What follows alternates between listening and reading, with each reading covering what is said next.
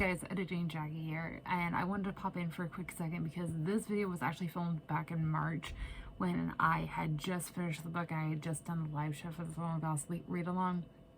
So that is why my lighting looks different and why there's no Vlogmas outro. So I wanted to pop in there. Also, there is some like little bits of spoilers for the first half of the series. So if you guys haven't read that, if you hear different names, that is why. I won't spoil anything at all for the rest of the series, but I did want to pop in and say that. But yeah, that is it.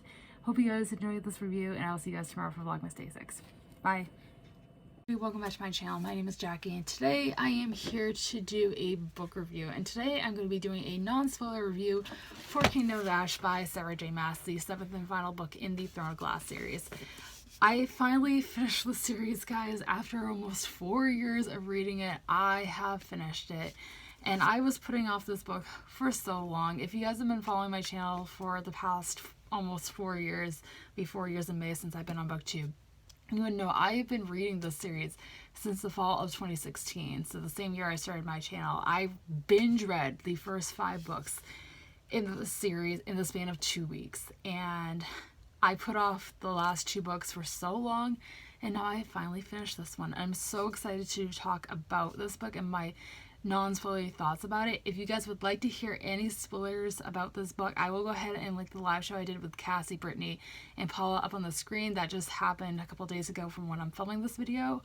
So yeah, if you want to hear spoilery thoughts, that'll be linked on the screen, but let's just dive into my non-spoilery thoughts. I really can't tell you guys what this book is about since it is the 7th book in a series. But it is the 7th book in a new adult high fantasy series, and the first book follows our main character Selena Sardarthian, who is the most feared assassin in all of this land. And at the beginning of the first book, she's in prison, and she gets the opportunity to win her freedom by entering this competition to become the king's main assassin. She enters that competition. It's kind of like the Hunger Games in some aspects, and the series takes off from there. And I would say if you weren't the biggest fan of the first book, it definitely gets better and better with each book. It definitely does take a turn for the more fantasy side of things at the very end of the second book and into the third. So that's where my spoiler thoughts would come in if I was doing like a spoiler review of this. But again, if you want to hear my spoiler thoughts, the live show is linked on the screen. But let's just dive into the non-spoiler side of things in this review. Starting off with characters and character development, I think this book really excelled at character development. We really saw characters like Aelin and Dorian and Manon really come into their own in this book. I loved their character development. I think compared to how the series started, especially Dorian and Aelin's Lena, whatever you want to call her, really like grew and grew as characters, especially with Aelin's case because she was very naive in the first book.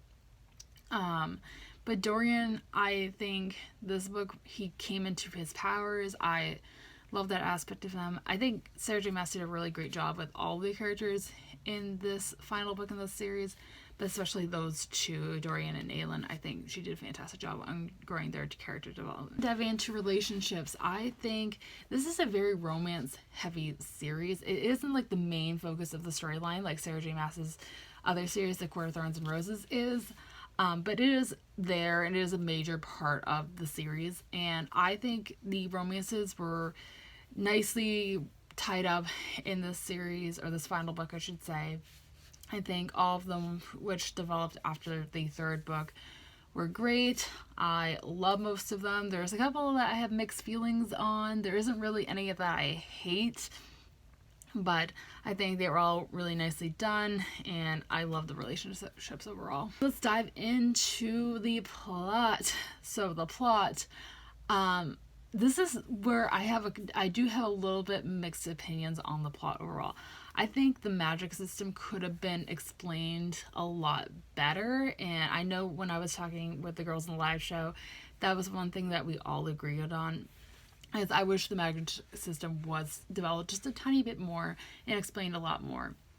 Other than that, I think, you know, even though this book is almost 1,000 pages long, it's the longest book I've ever read, I think it was well worth it. I think that Sarah really just expanded everything else besides the magic system, and it was all incorporated really well into this 1,000 page book. There's a lot of plot twists that I did not see coming. I cried multiple times throughout this book, and it takes a lot for me to make me cry. I will say that in books. It was just one hell of a ride. Pardon my language, but it really was. I loved it. If you guys have very mixed opinions on the first few books in the series, it really does develop after the third book, and I highly recommend finishing up. Overall, this final book in the series was fantastic. I loved it so much.